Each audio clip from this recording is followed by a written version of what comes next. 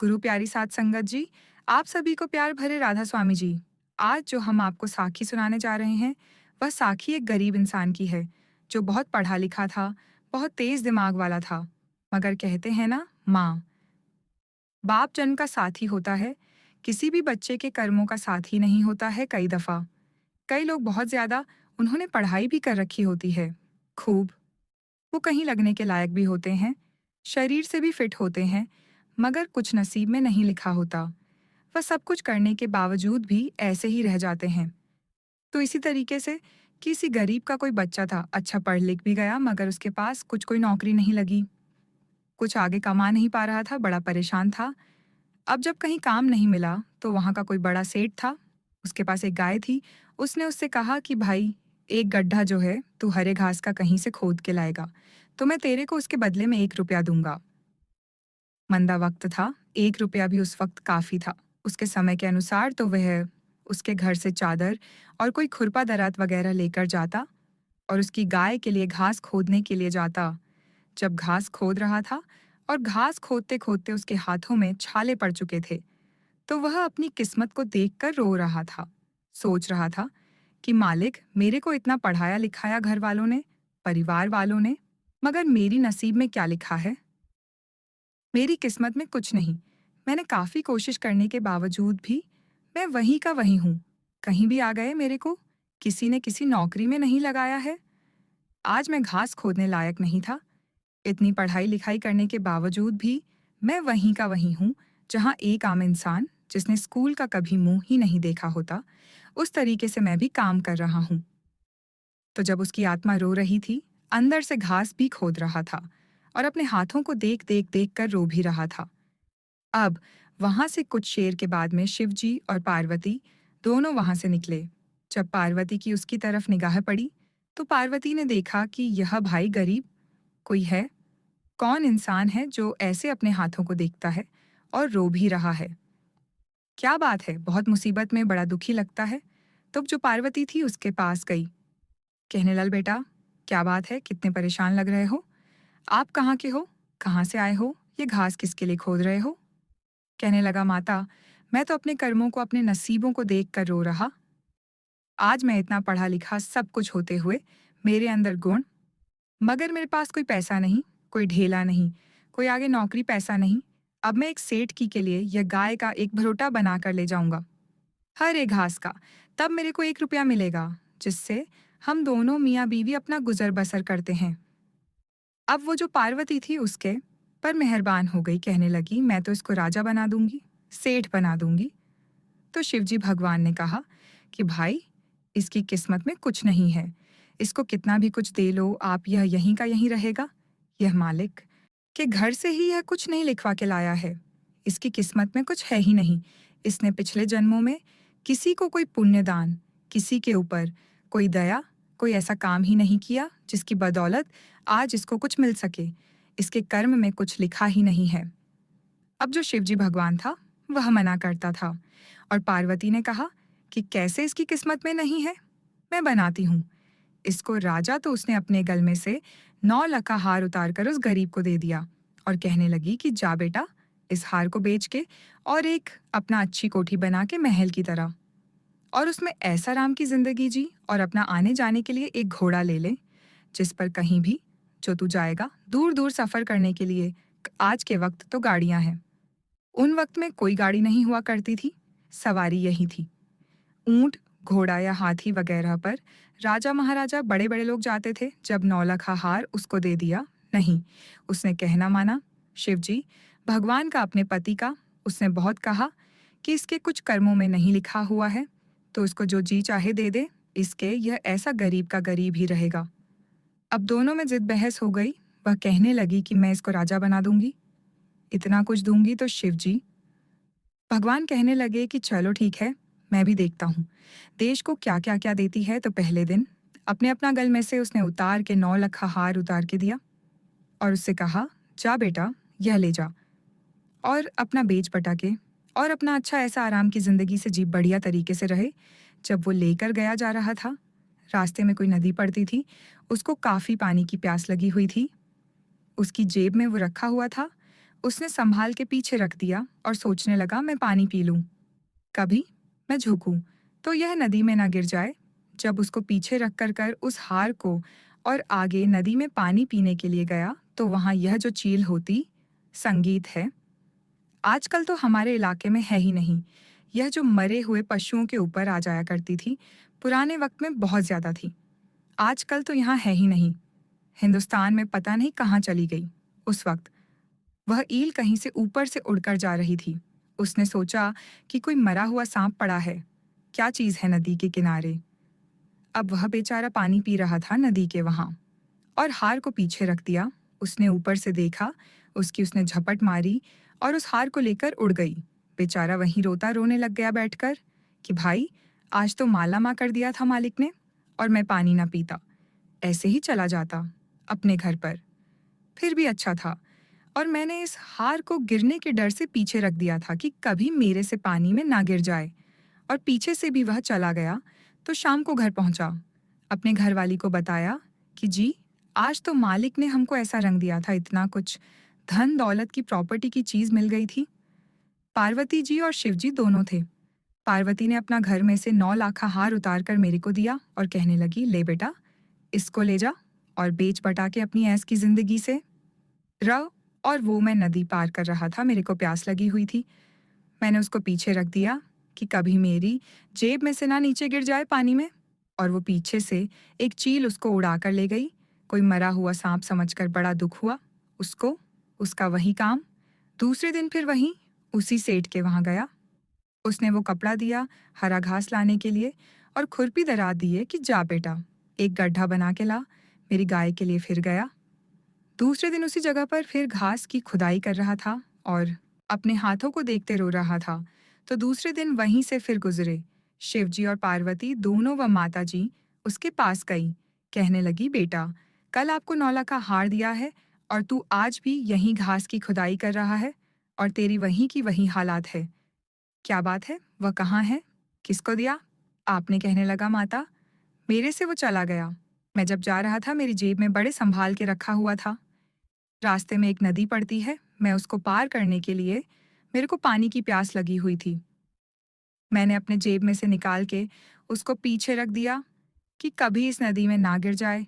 मैं जब झुककर पानी पीऊंगा तो जब मैं आगे पानी पीने के लिए गया तो पीछे से आकाश में कोई लौ उड़ रही थी जो मरे हुए जीवों को ढूंढती फिरती है, उनको खाती है। उसने सोचा कि पता नहीं कोई मरा हुआ सांप है, उसको वह झपट मार कर ले गई। मेरे पास से वह चला गया, कुछ नहीं रहा। दूसरे दिन उस पार्वती ने उसको 2 थैली जो भरी हुई थी सुन्ने की मोहरों की, सुन्ने की मुहूर्त थी उसके अंदर, और 2 थैलियां दी उसको कि ले बेटा, यह ले जा और अपना बीज पटा के और अपना एक ही जिंदगी से जी, कल मत दिखाई देना यहाँ। मैं तो तेरे को राजा बनाना चाहती हूँ, मगर तू वहीं का वहीं मिलता है। क्या बात है? जब वह थैलियों को लेकर गया, उस दिन उसने सोचा कि आज चाहे भूख है, चाहे प्यास है, चाहे कुछ भी है, अपने घर से पहले कहीं भी नहीं रुकूंगा, ना कहीं बैठूंगा, सीधा अपने घर पर जाऊंगा। जब दूसरे दिन दोनों थैलियों को लेकर घर पहुंच गया, अब घर पर उसकी घर वाली नहीं थी। वह अपना घर का ताला लगाकर घर को कहीं गांव में किसी और कोई उसके साथ ही थी, उसकी कोई बहन बनी हुई थी, उसके पास बातचीत करने के लिए चली गई। अब उसने सोचा, इधर उधर कहाँ रखूं। मैं घर के सामने एक आला बनाया हुआ था और उस आले में उसने वो दोनों थैलियां रख दी और चल दिया अपने घरवाली को ढूंढने के लिए। जब घरवाली को ढूंढने के लिए गया, उन थैलियों को रखकर बाहर आले में, इतने में कोई पड़ोसन देख रही थी कि भाई, यह कोई चीज लाया है क्या है। जब वह घरवाली को ढूंढने के लिए चला गया तो उसने आकर देखा कि इसने क्या रखा है। उसमें सुन्ने की मोहर थी। उसने दोनों की दोनों थैलियां उठा ली। अब इतने में वह अपने घरवाली को बुलाकर लाया कि चल भाई, आज फिर मालिक ने हमें मौज कर दी है। आज 2 थैलियां हमको उन्होंने सुन्ने की दी है कि ले भाई, इनको बेच बटा के अपना काम कर, अपना काम चला और ऐस की जिंदगी से रहो। आप जब वो दोनों घर पर आए, आके देखा तो साले में कुछ नहीं था। वो भी पड़ोसन उठा उठा चुकी थी तब तक। अब वहां आकर उसने वो थैलियां जब उसको नहीं मिली तो वही अपना सिर पकड़ के बैठ गया और रोने लग गया। कहने लगा, अरे मालिक, मेरे साथ क्या हो रहा है? मेरे को इतना कुछ मिलता है और फिर मैं खाली का खाली कभी कुछ हो जाता है, मेरे साथ कभी कुछ हो जाता है। आज दूसरा दिन था, मालिक ने फिर रंग दिया था कि भाई मत रो। तू मालिक आया था मेरे पास किसी बहने से दोनों, और उन्होंने इतना कुछ दिया मेरे को कि ले बेटा इनसे, अपना इनको बीच बटा के एक अच्छी रहने की जगह बना, और अपने आने जाने के लिए कोई घोड़ी वगैरह ले ले और उस पर आया जाया कर। मगर वो क्या करता बेचारा, वो थैलियां भी उसके हाथ से निकल चुकी थीं। अब बहुत रोया। घर वाली ने उसको हिम्मतबंद भाई कहने लगी कि ठीक है जी, वह हमारी किस्मत में नहीं था। आगे पीछे वह भी घर पर ही मिलती थी, कहीं नहीं जाती थी। उस दिन मालिक ने ऐसा कुछ किया कि किसी और कोई उसकी बहन बनी हुई थी। कोई पड़ोस के घर घर में, दूसरे तीसरे घर में वहां चली गई, अपने घर को ताला लगाकर कि वो तो कभी शाम को आएगा और मैं इतने घंटा 2 घंटा किसी के साथ जाकर बातचीत कराती हूँ। और जात की एक खासियत होती है, वह अकेली रह नहीं सकती जब तक कोई ना कोई उसकी अड़ोस पड़ोसन से कोई बातचीत नहीं होगी। तो बहुत दुखी हुआ। दूसरे दिन भी उसके पास कुछ नहीं रहा, खाली का खाली रह गया। तो तीसरे दिन उसका वही काम था, फिर वही गया उस सेठ के पास और उसके वहीं चादर और एक दरात खुरपा लेकर गया उसकी गाय के लिए घास पड़ने के लिए कि एक भरोटा घास का लेके आऊंगा। एक गड्ढा बना के घास का लाता था उसकी गाय के लिए। तब उसको वो 1 रुपया देता था, जिससे वो अपना सामान, अपने खाने पीने का अनाज पानी लेते थे, जिसके उनकी जिंदगी का गुजारा चल रहा था। अब जब तीसरे दिन फिर गया, तो तीसरे दिन फिर उसकी वही हालात थी। घास उपड़ रहा था और अपने हाथों को देख देख देख कर रो रहा था कि पता नहीं मैंने कौन सा ऐसा कर्म किया है, क्या बात हो रही है मेरे को। नाम इतनी मेरे अंदर ज्ञान है, समझ है, पढ़ा लिखा हूँ, सब चीज़ है, फिर भी मैंने कौन सा ऐसा कम किया जिसकी बदौलत मेरे को मिलता भी सब कुछ है। वो भी हाथ से निकल जाता है, क्यों नहीं मैं उसको बर्त पाता अपने घर में, क्यों नहीं ले सकता। बड़ा रो रहा था अपने कर्मों को देखकर और घास खोद रहा था।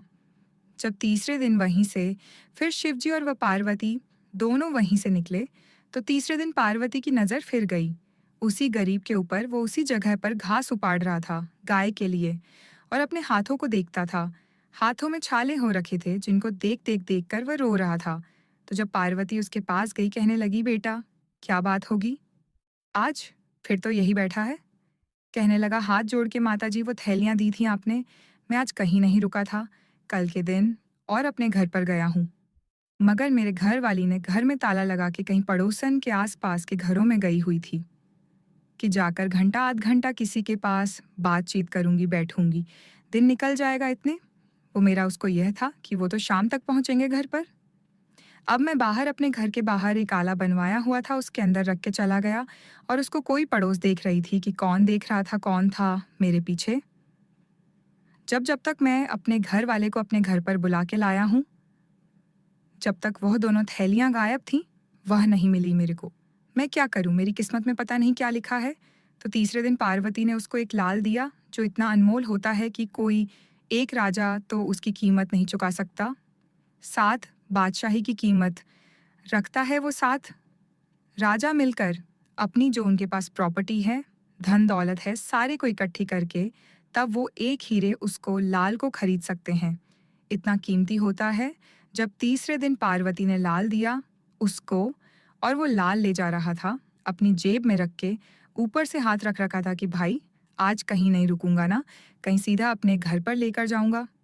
जब वो लाल को लेकर जा रहा था अपनी जेब में रख के, जो वह नदी पड़ती थी रास्ते में, उस नदी को पार कर रहा था, जैसे ही उसका पैर फिसला उस नदी में गिर पड़ा। जैसे गिरा, उसने इधर उधर हाथ हटाए जेब से और हाथ नीचे लगाकर खड़ा होने लगा। पानी में से तो वो जो जेब में लाल था वो पानी में बह गया। बेचारा काफी घंटा 2 घंटा ढूंढता रहा, इधर उधर बहुत हाथ मारे, मगर वह लाल नहीं मिला। जब ना मिला तो बहुत रोया, बहुत परेशान हुआ, बड़ा दुखी हुआ कि इस जिंदगी से तो मर जाना बेहतर है। मालिक कोई देने में कसर नहीं छोड़ रहा। क्या पता मेरी कर्मों में क्या रेत रली हुई है, क्या मिट्टी मिली हुई है मेरे कर्मों के अंदर। इतना कुछ मिलने के बावजूद भी मैं वहीं का वहीं हूँ। तो जब तीसरे दिन भी वह लाल को रास्ते में ही नदी में खोकर और अपने घर चला गया, घर जाकर अपने घरवाली को बताया और बहुत पछताए। दोनों आदमी बहुत रोया। वो खाना नहीं खाया, रात को भूखा सो गया और सुबह फिर उसका वही काम था। चौथे दिन जब वह आया, उस सेठ के घर से वही दांत, वही खुरपा और एक चादर ली कि सेठ जी लाओ, मैं आपकी गाय के लिए एक एक भरोटा, एक गड्ढा हरा घास का बना के लाता हूँ, जिसके बदले में आप 1 रुपया मेरे को दे देना, हमारा गुजर हो जाएगा। जो चौथे दिन भी वहीं लेकर आया और वहीं जाकर घास खोद रहा था और अपने कर्मों को देख देख कर सोच सोच कर रो रहा था। कभी हाथों को देखता था, कभी उस हरे घास को खोदता था। खाद में छाले पड़े हुए थे। अब जब चौथे दिन वहीं से फिर शिवजी और पार्वती गुजरे तो वह वहीं घास खोद रहा था। पार्वती ने जब चौथे दिन उसको वहीं देखा, एकदम वो भी सन्न रह गई कि यह क्या बात है। मैंने इतनी कोशिश कर ली, इतनी इतनी कीमती अनमोल चीजें दे दी इसको, फिर भी वही फकीर का फकीर। यह क्या बात है? यह उसके पास गई, उससे जाकर पूछा कि बेटा, कल आपको मैंने एक लाल दिया था, कितना कीमती, कितना उससे आप 7 पीढ़ियों से भी आपसे खत्म नहीं होता, वह एक दिन भी ना कमाए। आप कुछ भी इतना अनमोल चीज दी थी आपको, वह कहाँ है? कहने लगा, माता, वो मेरे से ऐसे ऐसे नदी में बह गया। पानी में से निकल रहा था, नीचे पानी में कींच बना हुआ था। क्या था, मेरा पैर फिसल गया और मैं उस पानी में नीचे ही नदी में ही गिर पड़ा। जैसे मैंने हाथ इधर से छोड़े और मैं नीचे हाथ लगाकर ऊपर खड़े हुआ तो वह जेब से बाहर निकल गया। पानी में काफी कोशिश करने के बावजूद भी वो नहीं मिला।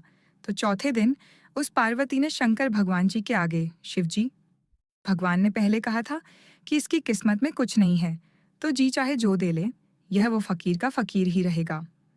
जब उसने गलती मान ली, पार्वती ने कहने लगी कि जी, मैंने सब कोशिश कर ली, मेरे सारे जतन फैल हो गए। अब इसको अगर उभारना चाहो तो आप ही उभार सकते हो। जब उसने हार मान ली तो शिवजी भगवान ने अपनी जीभ में से उसको एक टका निकाल के दिया। कहने लगा, ले बेटा, कर्म की एक रति दे रहा हूँ, तेरे को एक टका दे रहा हूँ। जा, इसी से मालिक तेरे घर में वारे के न्यारे कर देगा, सब कुछ इसी से मिल जाएगा तेरे को। अब जब 1 पैसा दिया उसको, उसने अपनी जेब में रख के रास्ते में सोचता जा रहा है कि अरे मालिक, मेरे को इतनी अनमोल अनमोल चीज़ें, इतने महंगी, इतनी कीमती चीज़ें मिली, जिनसे मैं कुछ नहीं कर पाया, ना कुछ बन पाया। इस 1 पैसे से क्या होना जाना है।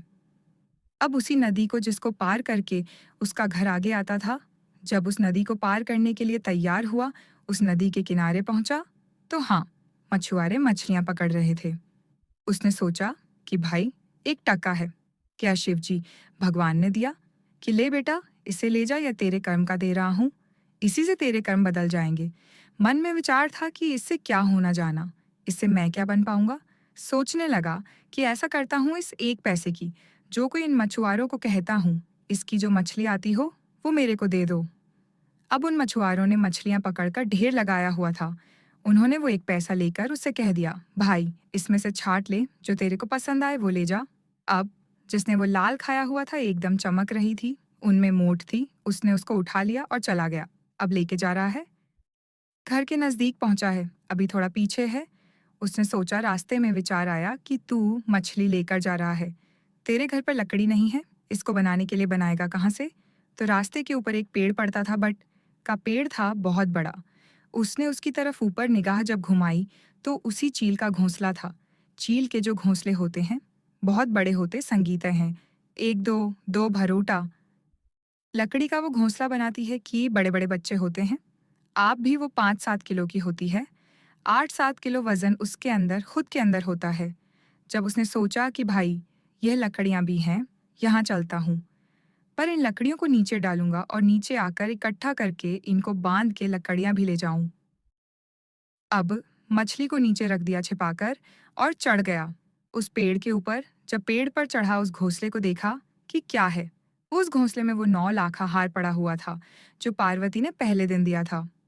अब उसने पहले तो उसको संभाल के रखा, उसके बाद में वह सारियां लकड़ियां नीचे गिराई। लकड़ियां नीचे गिराकर नीचे उतरा और उस हार को और उस मछली को वहां रखकर उसने लकड़ियां इकट्ठी की और हरा जो सर होते थे, जिनसे छप्पर बनता है, उस सर को तोड़ा और उसमें से लकड़ियां इकट्ठी करके बांध के भरोटा, उसका एक गड्ढा बनाकर और वो मछली भी ली और वो 9 लखा हार भी ले लिया और उन लकड़ियों को लेकर जा रहा है अपने घर पे। कहने लगा कि आज मालिक ने हमारी सुन ली है, जो पार्वती ने पहले दिन 9 लखा हार दिया था वो आज मिल गया है। जब वो मिल गया तो बड़ा खुश होता जा रहा था। घर गया, घर वाले से कहने लगा कि आज मालिक ने हमारी किस्मत बदल दी है। आज यह लाख खर्च पहले दिया था, माता ने वो आज मिल गया। है घर पहुंचा। उस जब मछली को काटा, उन्होंने बनाने के लिए उसके पेट में से वो नौला खा। हाँ, वो था लाल। उसके अंदर से वो लाल निकल आया। बड़े खुश हुए। आपस में बातें करने लगे कि हमारी खोई हुई चीज पा गई, मिल गई। अब मालिक ने हमारे दिन बदल दिए। जब वो आपस में बातें कर रहे थे कि हमें हमारी खोई हुई चीज मिल गई, तो उस औरत ने सोचा कि इनको या तो कहीं से किसी पूजा निकलवा कर आए हैं, किसी पूजा पत्री वाले के पास गए हैं, या किसी आदमी ने मेरे को देख लिया उठाते हुए, इनको पता चल चुका, या कह रहे हैं कि वो चीज हमारी मिल गई। अब तुम ले लेंगे सब कुछ। उसकी जब कानों में भनक पड़ी, उसने सोचा, इनको पता चल गया है, क्यों ना मैं जब यह कोई अपना काम धंधे लग जाएंगे उधर, मैं धीरे से इनके यही आले में रख के चली जाऊंगी। जब उसने उस मछली को काट पीट कर अंदर लेकर गए बनाने के लिए, दोनों आदमी बस धीरे से आई और वह सुनने की जो दो मोड़ दी थी, दूसरे दिन उनको भी वहां रख के चली गई। तो जब कर्म बदलते हैं ना, यह मालिक के हाथ में है। इंसान कुछ नहीं करता जब तक हमारे कर्मों में कुछ ना हो, चाहे हमको कोई कितना धन दौलत जी चाहे जो दे दे। हम फिर भी फकीर का फकीर रहते हैं। जिस दिन कोई मालिक का प्यारा आ जाए, कोई ऐसी मौज कर दे कि हमारे कर्मों को ही बदल दे, तब हम सब कुछ बन सकते हैं। नहीं, सारा कुछ होते हुए भी, हमको सब कुछ मिलते हुए भी, हम वही फकीर का फकीर रहते हैं।